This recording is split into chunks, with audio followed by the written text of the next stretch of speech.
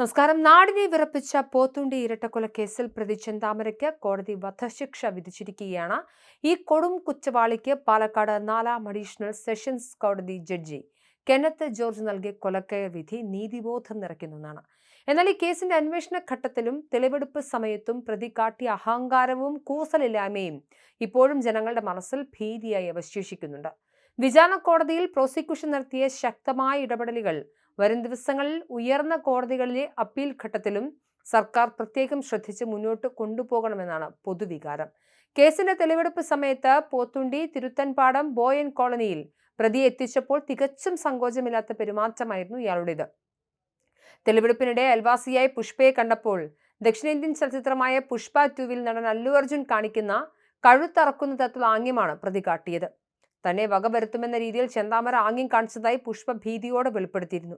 തന്റെ കുടുംബം തകരാൻ കാരണക്കാരിയായ പുഷ്പയെ കൂടി കൊല്ലാൻ പദ്ധതിയിട്ടിരുന്നതായും അത് നടക്കാത്തതിൽ മാത്രമാണ് തനിക്ക് നിരാശയെന്നുമാണ് പ്രതി പോലീസിനോട് പറഞ്ഞിരുന്നത്. സുധാകരനെ മാത്രമാണ് കൊല്ലാൻ ഉദ്ദേശിച്ചത്, എന്നാൽ നിലവിളിച്ചോടി വന്നപ്പോൾ ലക്ഷ്മിയെ പൂശിക്കളഞ്ഞു എന്നായിരുന്നു ചോദ്യം ചെയ്യലിൽ ശബ്ദം പോലും ഇടറാതെ പ്രതി നൽകിയ മൊഴി. ലക്ഷ്യം കൃത്യമായി നിറവേറ്റിയ ഒരു പടയാളിയെ പോലെയാണ് പ്രതി തെളിവെടുപ്പിൽ സംസാരിച്ചത്.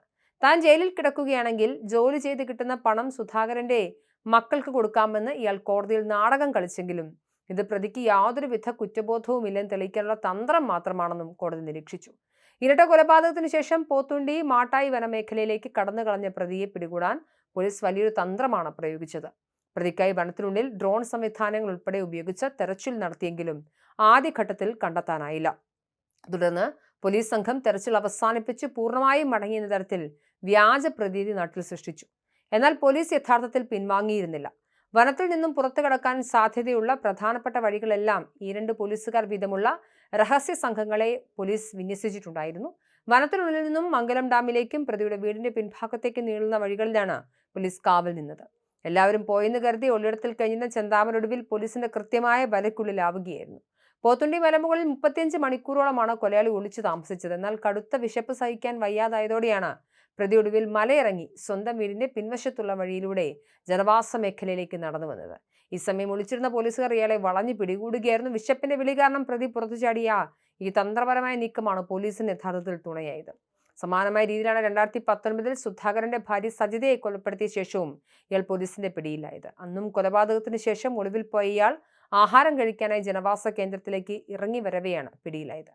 ആ കേസിൽ ഇരട്ട ജീവപര്യന്തം ലഭിച്ചിട്ടും ജാമ്യത്തിലിറങ്ങിയ പ്രതി ജാമ്യ വ്യവസ്ഥകൾ നഗ്നമായി ലംഘിച്ചുകൊണ്ട് നെന്മാറ ഗ്രാമപഞ്ചായത്ത് പരിധിയിൽ പ്രവേശിക്കുകയും തുടർന്ന് സുധാകരനെയും അമ്മയും വെട്ടിക്കൊലപ്പെടുത്തുകയുമായിരുന്നു.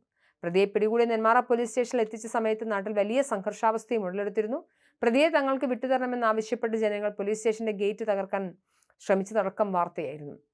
എന്തായാലും യാതൊരു ദാക്ഷിണ്യവും അർഹിക്കുന്ന ഒരു പ്രതിയല്ല ചെന്താമര. അതിക്രൂരമായ കൊലപാതകം നടത്തിയെന്ന് മാത്രമല്ല, ഇനിയും ഒന്നൊന്നായി ആളുകളെ കൊല്ലാനുള്ള ഹിറ്റ് ലിസ്റ്റ് വരെ തയ്യാറാക്കി വെച്ചിട്ടുള്ള പ്രതിയാണ്. അതുകൊണ്ട് തന്നെ വധശിക്ഷയിൽ കുറഞ്ഞതൊന്നും ഇയാൾ അർഹിക്കുന്നില്ല.